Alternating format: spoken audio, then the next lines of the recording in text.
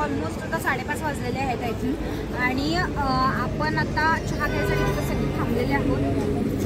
ह्याच्या आधी तुम्ही बघितलाच असतील बसमध्ये व्हिडिओज खूप सगळ्या बसमध्ये खूप एन्जॉय केलं लोकांनी। डान्स, गाण्याची भेंड्या म्हणा, सगळं जप अभंग सगळं एन्जॉय केलं। लोकांना खूप इंटरेस्ट आलेला आहे, खूप एन्जॉय केलं लोकांनी आणि अशाही डिमांड करत आहेत की नेक्स्ट इयर अशीच ट्रिप काढा। तसं आमची ट्रिप प्रत्येक वर्षाला होतेच, सो लेट सी। आणि आता ह्याच्यानंतर आता आम्ही चाललोय स्वामी समर्थांना आणि 1.5 तासाचा रूट राहिलेला आहे। फक्त 1.5 तासामध्ये आम्ही अक्कलकोटला पोहोचणार आहे, स्वामींचं दर्शन घेणार आहे, तिथं प्रसाद घेणार आहे आणि ती एंड ट्रिपचं होणार आहे। सो लोकांनी खूप एन्जॉय केला, पहिल्याच असलेला त्या बसमध्ये ते। सो स्वामी समर्थांचं दर्शन त्यांना आम्ही दाखवतो, बघत राहा, स्टे अपडेटेड। सो आम्हाला 8-8:30 वाजलेले अक्कलकोटमध्ये पोचायला। त्यानंतर आम्ही सर्वजण दर्शनसाठी थांबलो होतो लाईनमध्ये आणि दरवाजा बंद होता कारण की आरती नाहीतर पूजा सुरू होती स्वामींची आतमध्ये। सो त्याने एक अर्धा तास दरवाजा बंद केला होता। त्यानंतर आम्ही अर्धा तास बाहेरच स्वामींचा जप सुरू केला, जे कोण लोक तिथे दर्शनला होते। त्यानंतर आमचे ग्राहक आम्ही सर्वांनी स्वामींचा जप सुरू केला आणि कमीत मला वाटतं 1000 जप झाले असतील आमचे स्वामींच्यासाठी। स्वामी समर्थ जय जय स्वामी समर्थ, श्री स्वामी समर्थ जय जय स्वामी समर्थ महाराज, श्री स्वामी समर्थ जय जय स्वामी समर्थ, श्री स्वामी समर्थ जय जय स्वामी समर्थ महाराज, श्री स्वामी समर्थ जय जय स्वामी समर्थ, श्री स्वामी समर्थ जय जय स्वामी समर्थ महाराज, श्री स्वामी समर्थ जय जय स्वामी समर्थ, श्री स्वामी समर्थ जय जय स्वामी समर्थ महाराज, श्री स्वामी समर्थ जय जय स्वामी समर्थ, श्री स्वामी समर्थ जय जय स्वामी समर्थ, श्री स्वामी समर्थ जय जय स्वामी समर्थ, श्री स्वामी समर्थ जय जय स्वामी समर्थ, जय जय स्वामी समर्थ। जप झालं आणि आम्ही मंदिराच्या आतल्या बाजूला गेलो। त्यानंतर आत पण थोडी गर्दी होती, सो आम्हाला 10-15 मिनिटं थांबावं लागलं, बट छान झालं दर्शन। 9:30 पर्यंत ऑलमोस्ट आमचं दर्शन झालेलं होतं। आणि मला तर माहिती आहे गाभाऱ्यातलं मी शूटिंग दाखवू शकत नाही कारण फोन्स अलाउड नव्हते। सो बाहेरचं जे काही शूटिंग आहे ते मी तुमच्या समोर प्रेझेंट करत आहे।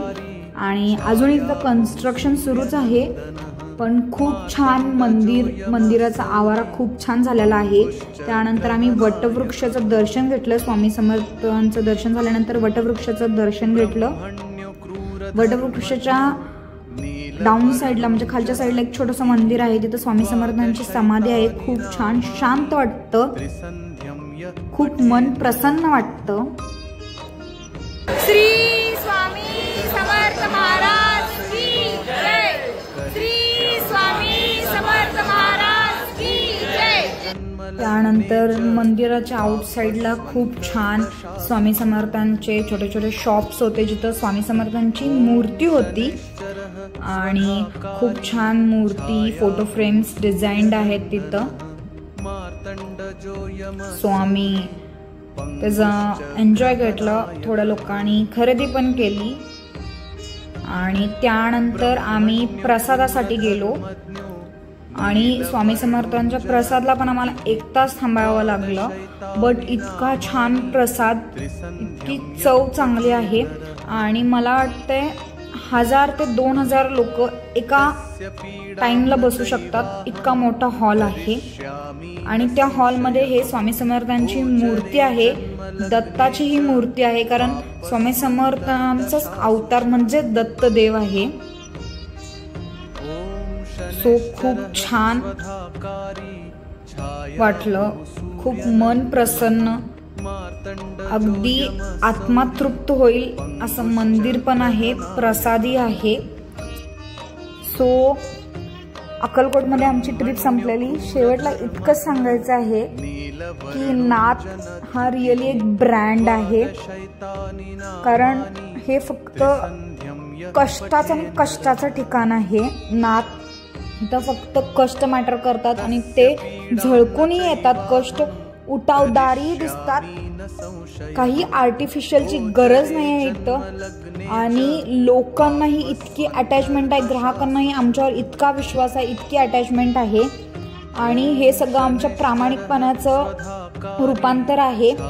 त्यानंतर इतक्या लोकांना नेणं आणि सेफली आणणं ही काही छोटी गोष्ट नाही आहे. सो नाथ टीमवर खरंच खूप प्राऊड आहे. आणि it's a not easy job, but we have done it, and we can tell so proudly that we have done so successfully. So नाथवर सर्व ग्राहकांचा असाच विश्वास राहू दे, असंच प्रेम राहू दे. आणि पुढील सर्व कार्यक्रममध्ये, सर्व फंक्शन्स मध्ये तुमची अशीच साथ आमच्यावर राहू दे.